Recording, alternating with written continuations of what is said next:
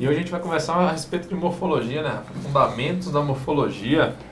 Exatamente, a gente vai falar sobre esse tema, que é um tema muito importante, um tema abrangente, um tema que divide as especialidades, um tema que todo clínico precisa saber para trazer, né, sorrisos diferentes, né? Sair da zona de conforto. Fazer o tal da personalização de cada caso, não é isso? E deixar de fazer assinatura, né, cara? Exatamente.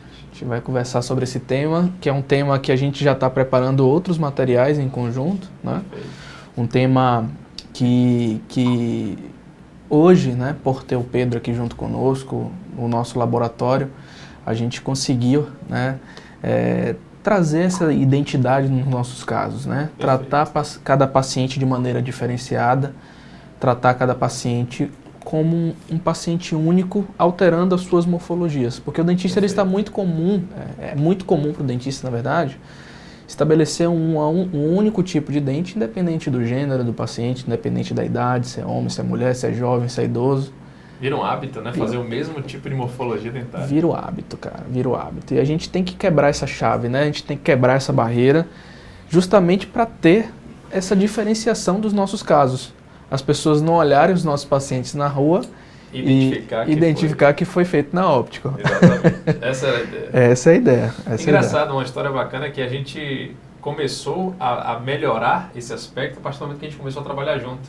Porque a gente começou a diversificar as assinaturas, né? Eu tinha um tipo de assinatura, a Rafa tinha outro tipo de assinatura. E a partir daí a gente começou a fazer uma mesclagem a ponto que a gente começou a entender que as diferenças morfológicas fariam grande diferença para trazer mais naturalidade nos casos. Isso é bem interessante, né? Verdade, verdade. E quando chegou o Pedro, aí ferrou de vez, né? Foi. Aí que a gente dá pitaco no trabalho dele, ele dá pitaco nos nossos trabalhos. Exato. E a gente sai sempre alterando essas características com esse objetivo. Uma coisa engraçada que eu acho que aconteceu na nossa carreira aqui no geral falando é que a gente sempre objetivou ter essa variação para ter essa naturalidade, mas o digital possibilitou muito isso também, né? Sem dúvidas. Então, a partir do momento que a gente partiu para a linha da odontologia digital, e óbvio que a gente tenta sempre desmistificar isso, né? Mostrando às pessoas que trabalhar no digital não é nenhum problema, ao contrário, é solução e não precisa de grandes investimentos. Então, isso mudou muito o nosso ponto de vista quando se fala a respeito de variação morfológica, né? E hoje a gente vai tratar a respeito, acho que, de alguns pontos de vista aqui para que todo mundo pense um pouco diferente aí, de repente consiga mudar um pouco a sua maneira de atuar clinicamente, mantendo aquele mesmo padrão de morfologia e anatomia dentária, não é isso, Rafinha? E o fato de você ter o digital ao seu alcance nos possibilitou enxergar isso de maneira muito mais nítida. Nos comunicar melhor, inclusive. Isso é muito gratificante, né? E a gente prova por A mais B que não precisa você ter investimento, né? Investimento na aquisição de equipamentos, investimento na aquisição de scanner, impressora, de todos esses equipamentos para você trabalhar com essa ferramenta no seu dia a dia. Né? A gente acredita que para você ser digital, para você ter essa ferramenta ao seu alcance, não precisa você estar ali com 100, 150 mil reais para trabalhar com isso, né? Não que quem tenha é um problema, é ótimo, é uma maravilha. Sem dúvida. Quem ainda não entrou nesse mundo digital, que se permita entrar, mesmo sem fazer grandes investimentos, né? E veio para ficar, né, cara? E veio para ficar. E veio para ficar. E que se permita fazer a utilização disso aí para aumentar o que a gente chama de previsibilidade, né? A gente passou a ter muito mais previsibilidade do conjunto morfológico das unidades dentárias que a gente trabalha. A gente começou a ter mais previsibilidade de ameias incisais. Então, acho que são aspectos chaves, né, Rafa?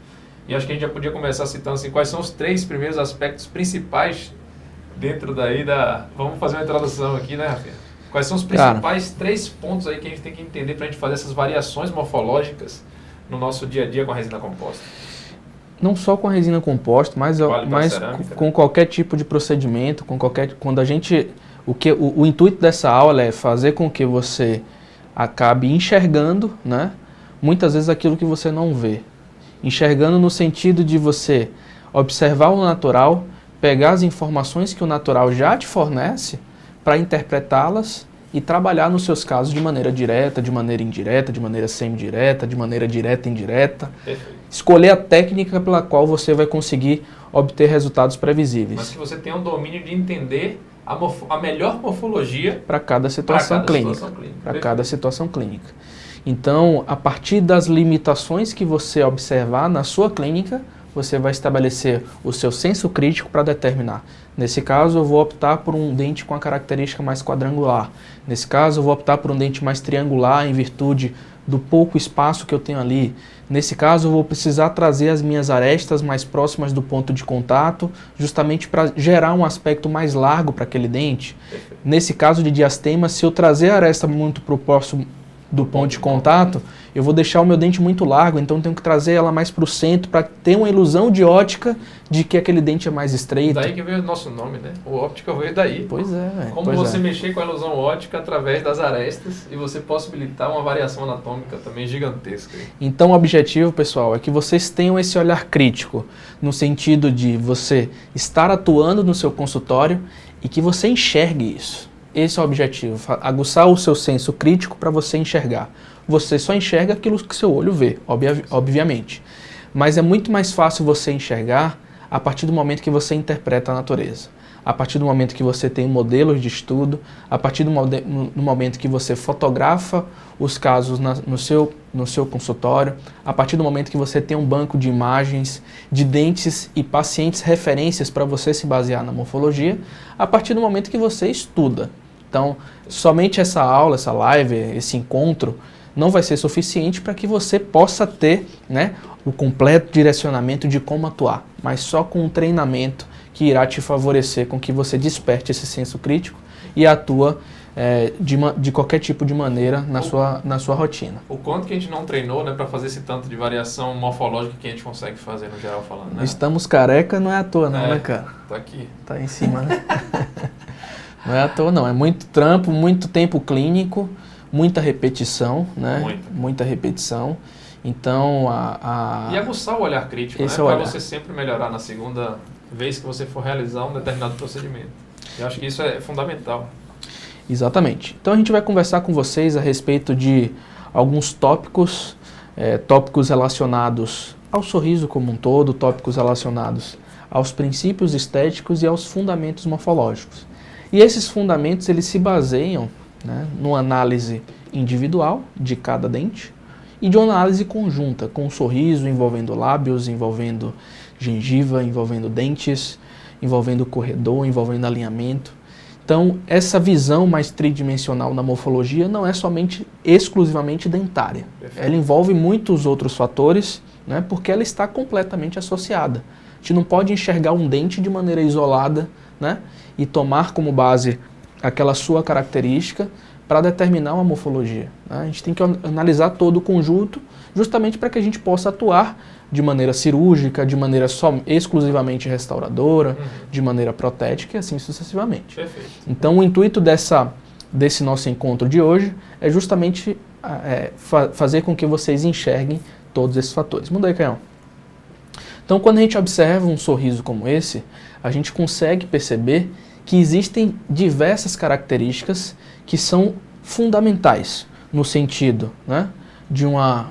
Pega essa canetinha. No sentido de uma proporção individual, no sentido de uma proporção conjunta, no sentido de fazer com que a gente consiga observar as características morfológicas e as características ligadas também, né, à análise não só dentária, mas uma análise gengival, análise com o posicionamento dos lábios, a linha seco-molhada, a linha do sorriso, a verificação do zente, a verificação também das minhas características ligadas ao aspecto gengival, não é isso? Entender esse checklist estético é importante, inclusive, para a gente fazer uma pré-visualização e planejar corretamente o caso, né, Rafa? Então, entender esses aspectos e esse checklist, isso é fundamental para que a gente tenha não só a direção do que a gente vai executar no trabalho realizado, seja lá cerâmica, seja lá resina composta, mas também entender onde a gente pode corrigir as próprias personalizações nossas, as próprias assinaturas dos técnicos que realizam para nós, muitas vezes, um enceramento, seja ele analógico ou digital. Você se torna mais crítico quando você consegue observar isso, né?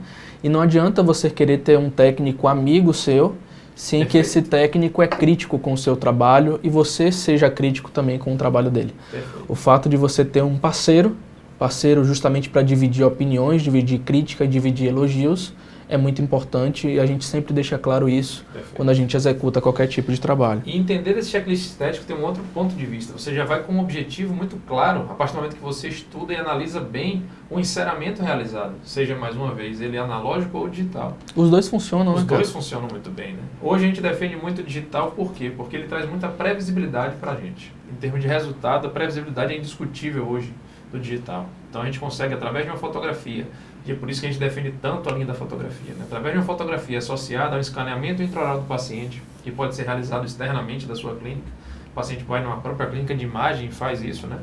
Nós conseguimos realizar isso aí de uma maneira muito interessante e ter a possibilidade de trabalhar no digital e ter previsibilidade. Esse é o X da questão. Então, se vocês observam essa imagem, o digital ele nos fornece exatamente isso. A gente consegue interpor a fotografia do próprio paciente no momento da conduta de planejamento restaurador ou planejamento cirúrgico, desse caso em particular, interpondo e definindo a melhor morfologia para aquele caso em específico, definindo também a questão de devolução do plano horizontal, onde tomamos como base a linha dos olhos do paciente com a linha das bordas, aumentando mais de um lado justamente para corresponder, né, à própria curvatura que o lábio inferior do paciente nos dá de informação.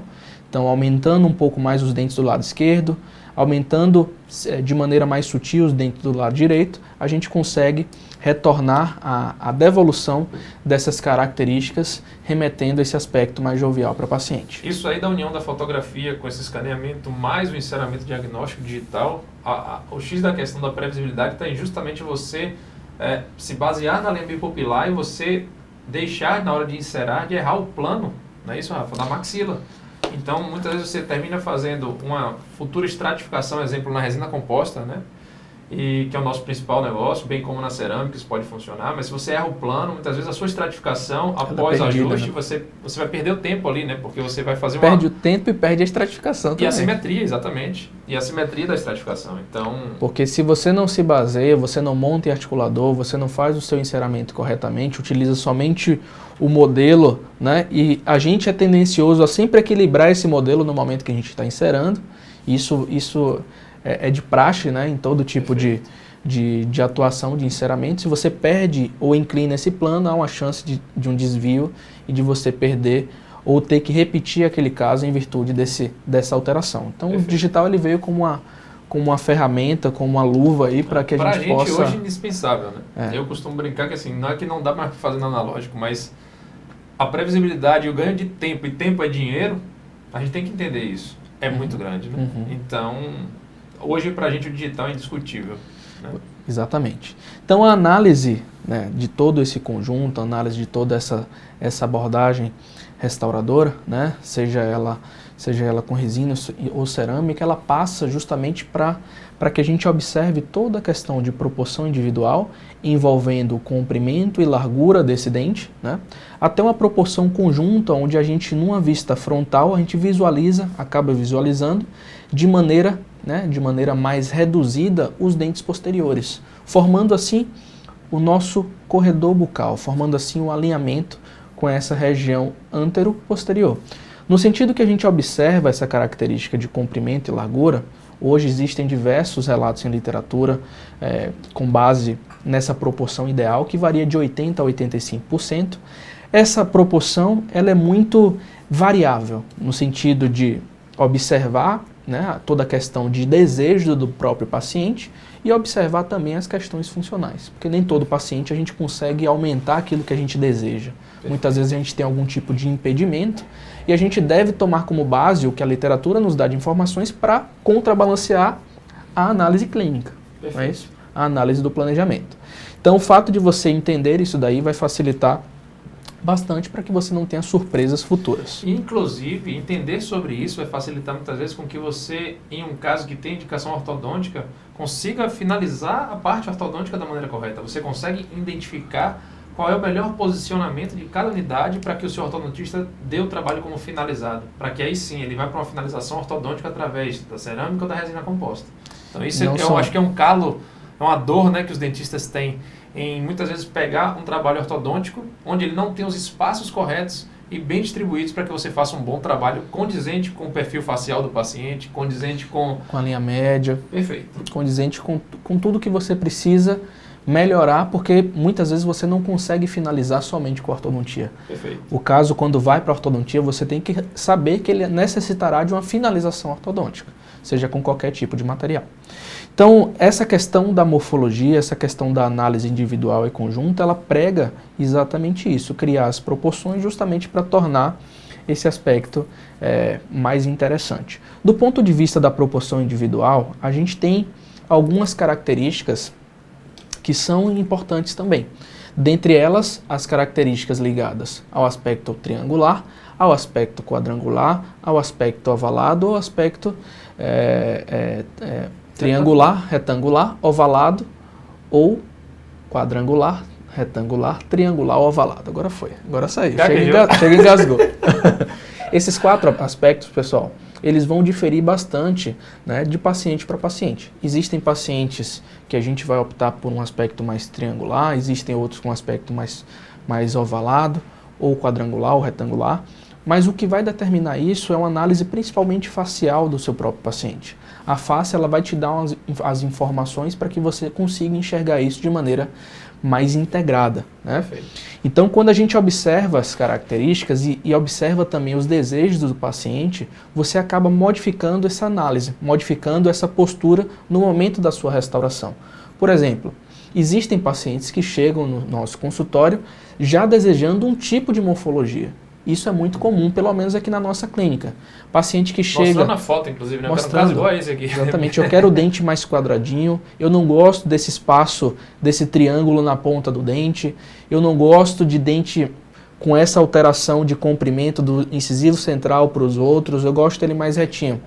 E isso, né, você tem que entender para poder passar para o seu paciente que aquele aspecto morfológico pode gerar envelhecimento, ou pode gerar um aspecto mais jovial, ou pode alterar, né, alguma característica que ele está já com um pensamento pré-estabelecido. Isso, né? que o Rafa fala aqui agora é justamente uma questão de entender uma boa comunicação com o seu paciente. E isso também é o X da questão para que você ganhe tempo e obtenha bom resultado. Exato. A satisfação, muitas vezes, da anatomia, da morfologia, não está somente na ideia do profissional, mas sim na divisão da ideia, principalmente da estética do paciente. Porque os dois possuem responsabilidades. Exatamente. Tanto profissional quanto paciente quando aceita. E a estética é algo muito relativo. Então, na maioria das vezes, o paciente é quem é o comandante da história, né? Ele que tem que fazer essa definição. Olha, minha anatomia está por aqui, o que eu curto é isso. E se você, porventura...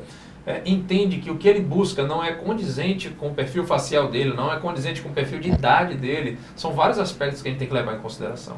Mas se você não está de acordo com isso, cabe a você, como profissional, se posicionar e dizer, olha, eu acho que o que você busca não está condizente contigo, uma vez que tal problema pode ocorrer, tal diferença de idade, por exemplo, esse dente não é condizente com o seu perfil de idade. Um dente muito branco, um BL2, um BL3, um BL1, não é condizente com o perfil de idade de um paciente em termos de naturalidade. Não é condizente com um paciente de 60 e poucos anos, então vamos tentar equilibrar isso daí, tentar buscar o meio termo para que você tenha a naturalidade, né? Então, esse pelo menos é o nosso posicionamento profissional quanto atendimento clínico, quanto resultado clínico, a gente busca isso daí. E o que é que seria mais comum dentro da prática clínica e dentro do que a literatura nos dá de informação? Geralmente, pacientes jovens que desejam amadurecer o seu sorriso, o que é que a gente geralmente faz? A gente deixa os ângulos dos dentes mais fechados, fecha diastemas, muitos pacientes jovens possuem já diastemas, né? Gera uma característica um pouco mais quadrangular, gera uma característica de ameias mais fechadas. Então a gente vai entender... São detalhes que fazem diferença. Em resumo, a gente pode resumir assim, né, Rafinha? Detalhes que fazem diferença. Detalhes que fazem total diferença, a gente vai entender quais são esses detalhes aí nos próximos slides. Vamos nessa. Então, do ponto de vista dentária, a gente vai mostrar para que vocês possam interpretar dentro de uma visão mais macro e dentro de uma visão mais abrangente do sorriso como um todo, quais são essas características. Uma delas é a questão dos nossos terços e porções. Esses terços que dividem o terço cervical, o terço médio e o terço incisal, também possuem características de divisão de porções, onde definimos a região mesiocervical, a região médio-cervical, a região distocervical, justamente para que vocês possam, né, conversar entre profissionais, conversar com o próprio paciente ou conversar com um técnico em prótese dentária, justamente para que vocês possam, né, discutir alterações. Por exemplo, eu desejo que você faça a alteração abrindo um pouco mais o ângulo disto-incisal do dente 21. Perfeito. Eu preciso que você mexa um pouco mais na área de sombra da região mesio-medial do dente 11. E assim sucessivamente, né? A gente consegue, a partir da nomenclatura dos terços e porções, variar essa característica morfológica e ao mesmo tempo comunicar. Isso é engraçado, porque a maioria dos dentistas terminam não realizando com resina composta por falta de segurança em realizar uma boa anatomia. E aí tá, estudar sobre morfologia é algo super importante para que você consiga conduzir o caso da melhor maneira possível. É inquestionável a durabilidade da resina composta, é inquestionável a indicação da resina composta. Mas, infelizmente, muitos colegas ainda sobreindicam a cerâmica em detrimento da falta de habilidade, né, com a resina composta. A falta de habilidade em dominar a morfologia dentária, a proporção entre dentes, enxergar justamente isso aqui que a gente está conversando hoje. E qual é o X da questão na abordagem com resina? Entender de morfologia, entender do material que você tem no seu consultório. Você não vai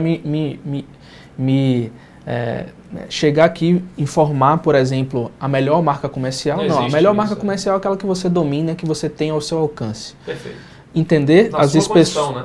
Exatamente. Entender as espessuras do material, entender a morfologia, entender a resina que você tem na sua prática clínica. Perfeito. Se você entende isso, você consegue ser assertivo na sua abordagem. Perfeito. Entender o nível de opacidade das suas resinas, entender o quanto que essa nível resina de translucidez, tudo isso. O quanto se há necessidade de um preparo, muitas vezes, do dente para você opacificar com o material que você tem. Uhum. Então isso muitas vezes pode ser decisivo para uma pessoa fazer resina ou não, baseado no seu material, no seu jogo clínico de resina composta, sim, por que não? Mas a gente fica tendencioso a falar de resina. Vamos Sempre. falar de morfologia. Vamos falar de morfologia.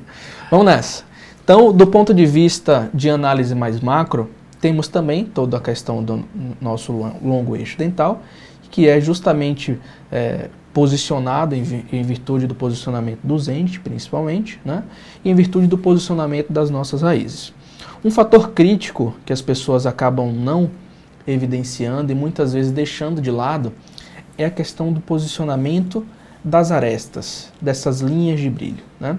A gente tem no nosso dente, né, nos nossos dentes anteriores e nos nossos dentes posteriores, arestas, chamadas, né?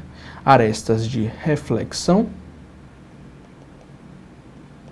arestas de transição e arestas transversais. Essas três arestas, esses três modelos de arestas, irão influenciar diretamente na nossa característica morfológica. A aresta de reflexão, baseada justamente na reflexão de luz. Uma coisa que é muito fácil de enxergar os limites corretos disso aí através da fotografia, né? O flash, ele faz uma marcação exatamente na região onde estão essas arestas posicionadas. Então isso é muito fácil de ser visualizado e determinado a partir do momento que você tem um recurso para entender e se comunicar, muitas vezes para você executar o transoperatório, não é isso? Exatamente. Então quando a gente observa um caso como esse, um caso envolvendo uma abordagem restauradora com resina composta, a primeira imagem, um caso logo após a remoção do isolamento absoluto, a gente tem uma morfologia um pouco mais diferente da morfologia planejada, o aspecto logo após a finalização do acabamento e polimento e o aspecto após 15 dias da execução da restauração com os dentes já hidratados, com os dentes com a característica morfológica interessante. Percebam que o quanto que essas linhas de brilho, essas arestas, irão influenciar na minha característica morfológica. O quanto que as bordas incisais estão estabelecendo também uma morfologia distinta e o quanto que esses ângulos incisais também influenciam diretamente no aspecto de morfologia. A famosa meia incisal. A meia incisal, né? A união dos ângulos que formam as meias incisais. Então a gente vai mostrar para vocês o quanto que essas características elas fazem diferença na nossa prática clínica, justamente para facilitar toda a compreensão de vocês, beleza? Joia, do ponto de vista voltado para a nossa aresta de reflexão, o que é que a gente tem como base, né? As arestas de reflexão, elas vão influenciar diretamente na reflexão de luz. Na reflexão de luz no aspecto mais luminoso. são as arestas que vão dividir a área de espelho, que é essa área em branco, a área, deixa eu mais só ampla. colocar aqui. Voltou. Essa área que vai refletir mais luz no centro do dente, nessa região mais centralizada, próximo aqui ao terço médio, irá sempre refletir mais luz em virtude do seu aspecto mais plano. Onde ela vai dividir essa porção de reflexão de luz e a porção ligada à área de sombra ou à área de fuga de luz, ou à área próxima da área de contato ou do ponto de contato. A junção entre essas duas regiões formará a aresta de transição e formará a minha aresta de reflexão. A minha aresta de transição mais posicionada próxima ao meu ponto de contato, aqui em branco. São as arestas de transição. E em azul... Muita gente não sabe disso, né, Rafa? Exatamente. E em azul, isso é azul, né, Adriano? É. Aresta... Pra quem não sabe, Rafa é daltônico, tá, gente? Eu consigo só acertar cor de dente. No amarelo ele não pega não, mas no azul, no roxo... E essa aresta de reflexão, pessoal, ela irá influenciar diretamente na reflexão de luz. A aresta de transição irá influenciar diretamente na transição em direção ao ponto de contato. A junção dessas duas arestas formará uma vertente. E essa vertente geralmente reflete mais luz no momento que a gente está restaurando. Então percebam no incisivo lateral do lado oposto. Eu tenho aqui a minha aresta. Eu tenho aqui a minha aresta. Eu tenho aqui o meu ângulo incisal. Observem como essa região reflete muita luz. Essa região que reflete mais luz é uma vertente. Essa região irá determinar uma característica mais luminosa e sempre quando o dente está mais posicionado para vestibular, ou seja, vestibularizado, ele vai estar tendencioso a ter essa reflexão de luz mais acentuada. Perfeito. E essa aresta ela sempre será também mais vestibularizada. Por isso que ela vai refletir mais luz quando comparada à área de sombra, quando comparada ao ângulo, quando comparada à região cervical, ao terço incisal. Perfeito. Então o fato desse posicionamento, dessa linha de brilho, irá influenciar diretamente nesse aspecto morfológico, não é isso, Adriano? Totalmente. E que inclusive isso aí que permite também que a gente faça os ajustes finos entre espaços. Então, exemplo, muitas vezes na prática clínica, nós temos uma unidade 11 e um dente 21. E aí vamos lá para a prática. E a gente tem espaços distintos. E eu preciso deixar a simetria entre esses dois centrais.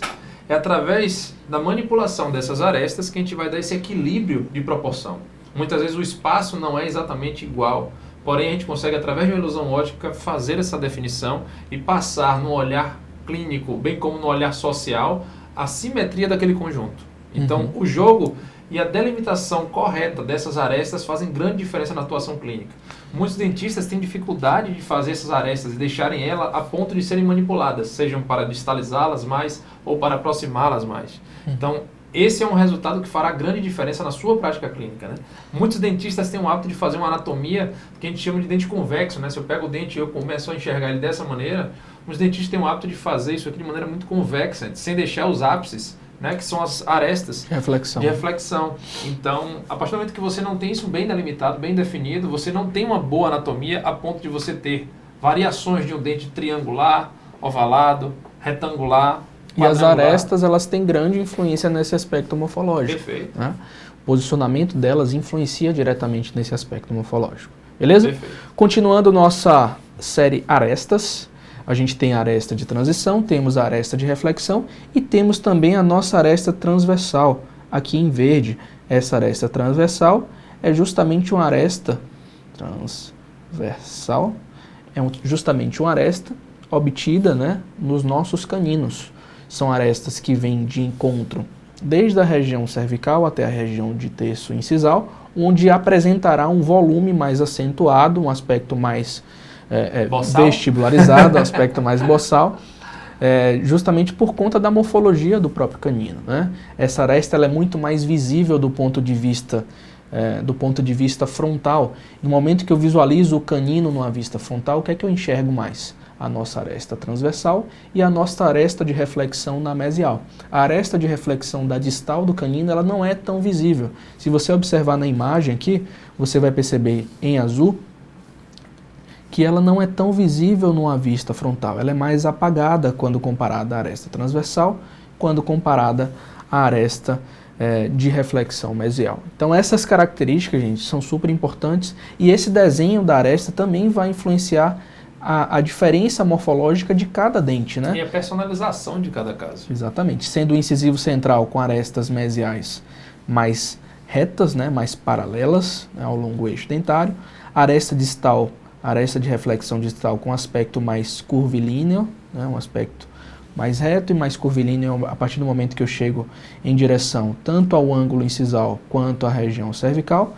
Incisivos laterais possuem geralmente arestas mais retas ou arestas em S, arestas de reflexão em S, onde ela faz um movimento em direção ao zênite gengival, sendo esse zênite um pouco mais distalizado.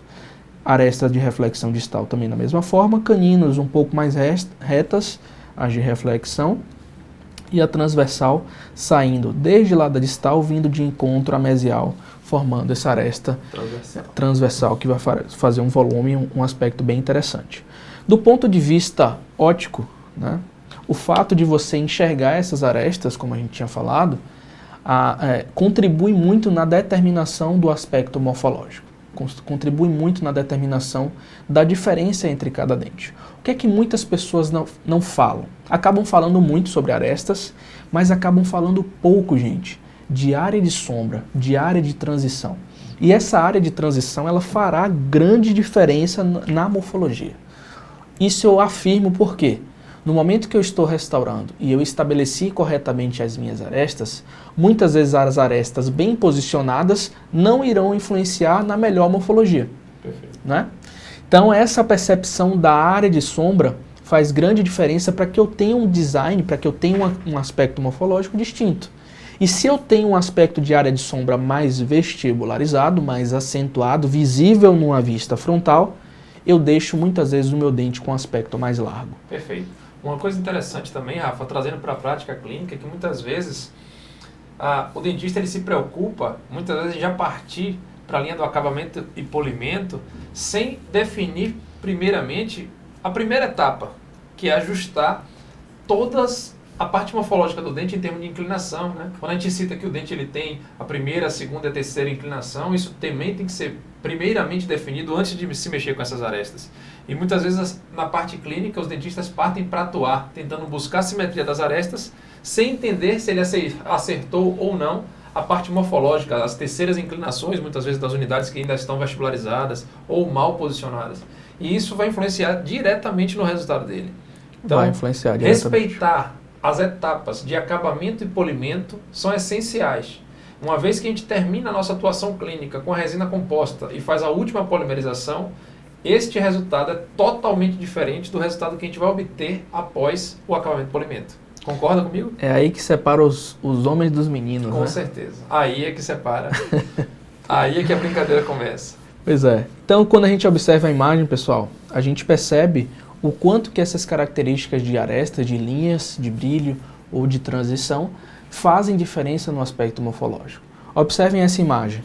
Percebam que ela é similar à imagem anterior e o que é que a gente observa? No incisivo lateral, no dente 12, eu tenho aqui a minha aresta de transição, eu tenho aqui a minha aresta de reflexão. Percebam como eu tenho uma reflexão de luz em todo o corpo desse dente. E olha que uma fotografia permite a gente interpretar isso claramente. Porque bate a luz lá e a gente consegue observar, não é isso? Perfeito. E aqui eu tenho a minha vertente, né, que unirá essas duas arestas, repercutindo nesse aspecto de morfologia. Eu não tenho, pessoal, entenda uma coisa, eu não tenho uma queda abrupta da aresta de reflexão para o meu ponto de contato. É uma suavidade, é uma transição. Por isso que é denominada aresta de transição. Ela vem criando um arredondamento a partir do momento que eu chego em direção ao meu ponto de contato, à minha área de contato. Como se fosse um segundo ângulo muito suave, né? Que Exato. faz justamente essa percepção visual frontal que não soe uma área de sombra tão grosseira.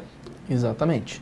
E essa percepção, né, dessa área de sombra também fará grande diferença. A partir do momento que eu visualizo numa vista frontal essa minha área de sombra de maneira muito nítida, o que acontece? Esse dente muitas vezes ele vem de encontro ao meu ponto de contato e acaba ficando mais largo. Então eu posso estabelecer sim o meu ponto de contato e a minha área de contato, eu posso estabelecer sim o posicionamento da minha aresta no posicionamento desejado e variar somente o volume vestibular da minha área de sombra, repercutindo numa análise e numa visualização morfológica distinta do ponto de vista óptico. Perfeito. Né?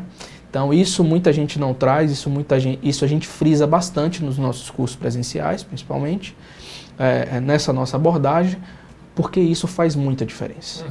E o que é que eu preciso fazer? Só fazendo um spoiler do acabamento e polimento. Eu posso trabalhar, tem que falar de resina, né, cara? Não tem jeito não. Eu posso trabalhar com o meu disco de lixa contra a minha área de sombra, mantendo a marcação da minha aresta de reflexão. Perfeito. Então, meu disco ele vai desgastando a minha área de sombra, mantendo o ponto de contato, mantendo o posicionamento da aresta, somente reduzindo a visualização vestibular, a vista vestibular daquela área de sombra, daquela área de transição. Perfeito. Não é isso? E tem uma coisa interessante que todo mundo poderia entender melhor, que é o ângulo triedro. Vamos falar um pouco dele, porque ele é um dos responsáveis pela variação anatômica de todas as morfologias que a gente consegue fazer. O que é que seria esse ângulo triedro? Seria justamente a junção entre a nossa borda incisal, entre o nosso ângulo incisal e entre a nossa aresta de reflexão. Esse ângulo aqui, pessoal... Esse pontinho é o ouro. Esse pontinho aqui é o ponto mais importante que você precisa saber no quesito morfologia. O posicionamento mais próximo do ponto de contato ou o posicionamento mais distante do ponto de contato irá influenciar completamente na característica morfológica. E na diversificação da anatomia. Às vezes, em um próprio dente com uma característica quadrada, você variando o posicionamento do ângulo triedro, você pode ter uma diferença morfológica, mantendo ainda a característica de um dente quadrado. Bem como um triangular, bem como um retangular. Então, isso assim, mudou muito a nossa percepção, né? Então, isso é totalmente aceitável na nossa filosofia, uma vez que isso permitiu com que a gente fizesse essa variação por completo, hoje que a gente consegue, para cada caso, trazer uma personalização. E o que é que a gente fazia muito? Isso eu digo muito no início da nossa carreira, muito durante meados da nossa carreira. Para a gente corresponder a uma morfologia, principalmente em caso de diastema, o que é que a gente fazia? Slice. Perfeito. A gente desgastava e abria ponto de contato para quê? Para melhorar essa característica morfológica. Perfeito. E a gente entendeu, mediante os nossos erros, que muitas vezes não precisa fazer isso. Eu posso trabalhar somente com o reposicionamento dessas arestas, somente com a definição do novo posicionamento delas, para modificar por completo a minha questão morfológica. Vide esse caso, um caso onde eu tenho um diastema muito acentuado. Mal, né? Vide este caso. Vide esse caso. Né? Gostei. Falou bonito. Fala bonito, né, cara? Vide esse caso, pessoal. Observem como eu tenho um diastema muito acentuado e o que é que poderia acontecer aqui? No momento que eu for fechar esse diastema, o meu dente ficar com um aspecto muito mais largo. E por que não ficou tão largo nesse aspecto numa vista frontal? Justamente porque eu trouxe a minha aresta mesial próximo ao do ponto de contato, eu trouxe a minha aresta distal mais distante do ponto de contato. Então eu tenho uma percepção dessa minha área de sombra de maneira menos visível, porque ela está mais palatinizada. E essa característica, né, que denota esse aspecto, né, de alteração e esse aspecto que não vai influenciar numa característica muito larga. Porque é muito comum quando a gente trabalha com diastemas, a gente deixar a região onde a gente está tratando de diastema com a morfologia completamente distinta das outras regiões. Perfeito. Onde não existem diastemas. Não é? Perfeito. E o fato de você reposicionar essas arestas fazem grande influência do ponto de vista óptico para esse tipo de situação clínica. Com certeza. Beleza? Show de bola. Tem mais ponto, cara. Tem ponto mais. Pra caramba pra gente discutir hoje. Já temos 40 minutinhos, passou rápido, né? Já. Vou trazer você mais vezes aqui, Tá porque vendo? Fica leve o negócio. Ok. Vai atrair seguidores. Vai atrair seguidores. Ok. Então, olha lá. Falamos da aresta de reflexão, falamos da área de espelho, da área de sombra, da aresta de transição, da aresta transversal. Um outro ponto importante, né, são os nossos ângulos incisais e a junção entre eles, formando as nossas ameias incisais. Evitem, no momento que vocês estão restaurando, observar um dente apenas, e falar ameia incisal. Não existe ameia em um único dente. Perfeito. Não é isso? Existe a ameia da junção entre dois dentes. Então a junção entre dois ângulos... E aprender a fazer os ajustes das ameias, isso é essencial para um bom dentista que quer fazer uma boa composição anatômica de um sorriso. Sem dúvida, sem dúvida. Perfeito. Dentes jovens, ameias mais abertas. Dentes mais envelhecidos, ameias fechadas. Dentes com a borda mais retilínea. Entender quais são os segredos para fazer isso da maneira correta. Exatamente. Então, se eu tenho um paciente idoso, como o Adriano, um paciente de média idade, um paciente mais envelhecido, vide o nosso amigo aqui do lado, o que é que eu preciso fazer? Pessoal, vamos fazer uma consideração. O que é que eu preciso fazer? Vamos fazer uma consideração. Não faço não. Segundo o Rafael, vou até beber uma água. Ele tem um português correto, que é muito formal. E segundo ele, eu tenho o português popular brasileiro, né? Português baiano. Português baiano. Então toda vez é uma comédia aqui nos cursos, seja no online, seja no presencial. E a gente está sempre brincando com isso, porque segundo o Rafa, quando eu falo de maneira muito natural, ele me corrige, ele fala, seja um pouco mais formal. E quando ele fala muito formal, eu corrijo ele, seja menos formal. Então essa questão dos ângulos incisais, elas são restritas à individualidade. Então, se eu tenho um dente único, se eu tenho um incisivo central, essa questão da junção entre a proximal e a incisal, forma-se um ângulo incisal, sendo ele mesial, sendo ele distal. Percebam como o ângulo mesial é um ângulo mais reto. Percebam como um ângulo distal é um ângulo mais arredondado. O incisivo central geralmente tem essa característica. Bem como o lateral. Bem como o lateral, principalmente. Né? Então, quando a gente observa um fator como esse, uma morfologia como essa, com a morfologia onde eu tenho, olha, uma anatomia secundária, onde eu tenho as texturas verticais mais evidenciadas numa vista lateral, o que é que eu observo? Eu observo uma reflexão de luz de maneira distinta.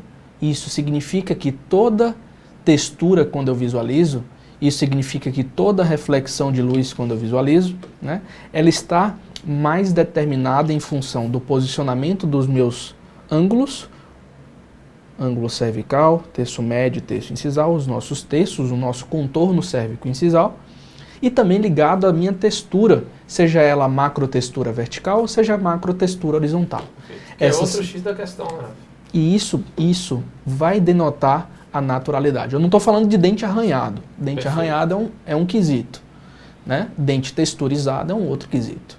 E a textura, pessoal, ela só deve ser visível no momento que você observa aquele dente numa vista lateral. A partir do momento que você está vendo textura, e tem muito trabalho na internet onde você visualiza textura numa vista frontal, está errado. A natureza ela não dá esse tipo de informação.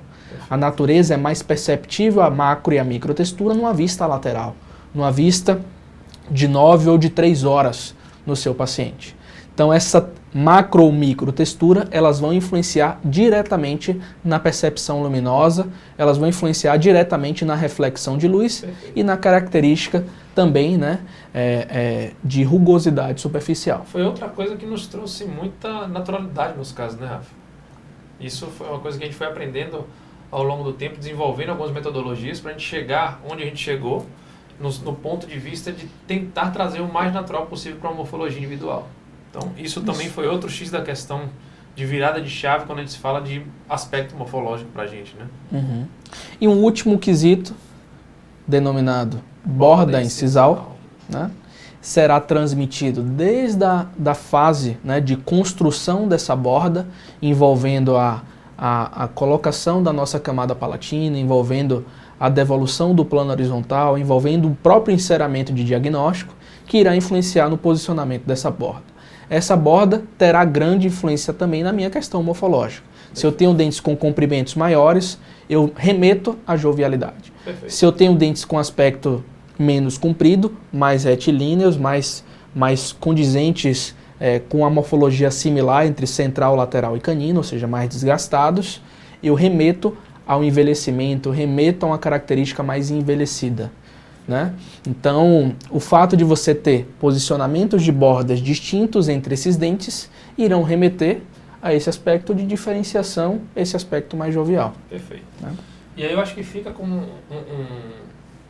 a indicação, né? Estudar mais sobre esses aspectos desse checklist a ponto de você realmente poder fazer essas variações na sua prática clínica. Isso vai fazer toda a diferença para que você obtenha resultados distintos, com morfologias distintas e com aspectos distintos. Então, isso vai te permitir, muitas vezes, te dar a ousadia de mudar a sua assinatura. Isso vai te... A partir do momento que você entende tudo isso e domina isso, você permite a você ter a ousadia de criar para o paciente uma personalização que seja realmente individual, que fuja do seu comum, do seu hábito natural de realizar os casos. Que você obtenha, através da fotografia, a possibilidade de ser autocrítico consigo mesmo, a ponto de, no próximo caso, você variar, ou com aquele mesmo caso, em uma segunda sessão, você fazer uma variação daquela anatomia pré-realizada. Então, tudo isso são aspectos que a gente vai ganhando ao longo do tempo.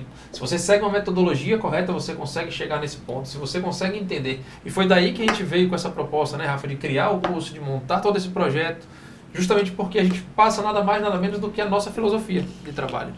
Né? E é uma filosofia que tem muita atuação clínica, né? Perfeito. No curso a gente mostra também casos de erros, onde a gente, hoje, né, se fosse atuar hoje, a gente mudaria o direcionamento, né? Porque, claro, com o tempo a gente acaba aprendendo muita coisa. Com o tempo a gente acaba, mediante aos nossos erros, modificando a atuação clínica. Perfeito. E a gente demonstra isso justamente para que vocês não cometam esses erros, justamente para que vocês não tenham um caminho de oscilações como a gente teve.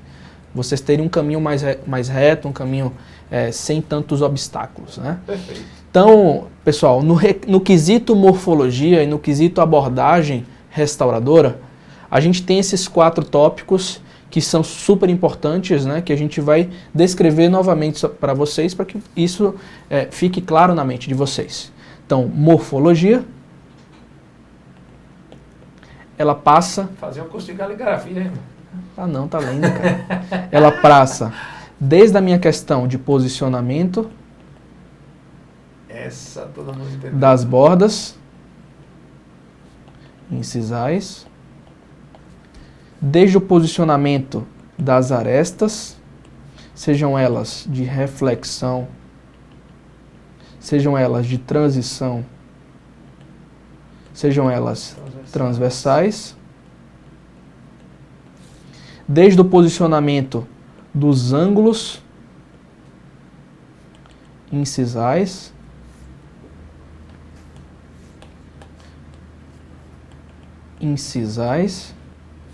que vão determinar o posicionamento das ameias,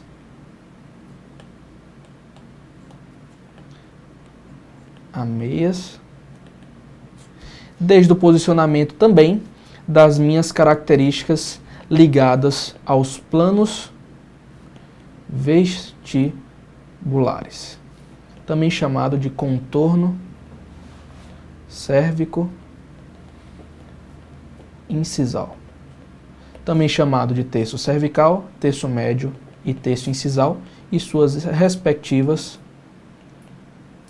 inclinações. Então, pessoal, esses 4 tópicos terão grande influência no meu aspecto morfológico. Posicionamento das bordas, posicionamento das minhas arestas, posicionamento dos meus ângulos, posicionamento do meu plano vestibular. Se eu determino a minha anatomia primária, a minha morfologia condizendo com esses 4 tópicos, eu consigo remeter a sorrisos mais individualizados, desde que eu aguste o meu senso crítico baseado nesses quesitos, que são fundamentais do ponto de vista de anatomia, de morfologia, na definição das características primárias no momento que eu atuo clinicamente. Não é isso? Perfeito. E é isso aí, gente. Isso Fechamos aí. Hoje, hein? Fechamos mais um encontro. Queria pedir para que vocês participem do nosso canal, inscreve-se no nosso canal, vai ser muito importante ter você aqui nas outras aulas. São aulas que a gente vem trazendo semanalmente, toda terça-feira às 14 horas estamos aqui no YouTube, trazendo bastante conteúdo, bastante tempo clínico, para que vocês possam participar junto conosco. Não esquece também de participar do nosso grupo do Telegram. Lá a gente traz informações, a gente vai fazer até uma publicação sobre exatamente a morfologia, a gente vai gravar um áudio lá, então não perde tempo, a gente vai fazer um resuminho para que vocês possam já ter esse conteúdo com vocês, né, durante essa semana, beleza? Perfeito. Na próxima semana a gente vai trazer mais um encontro onde a gente vai publicar anteriormente, vocês vão receber um e-mail também para lembrar, a respeito de mais um tema especial sobre resina composta. Perfeito. A gente vai discutir bastante. Show de bola. Fechado? É isso aí, pessoal.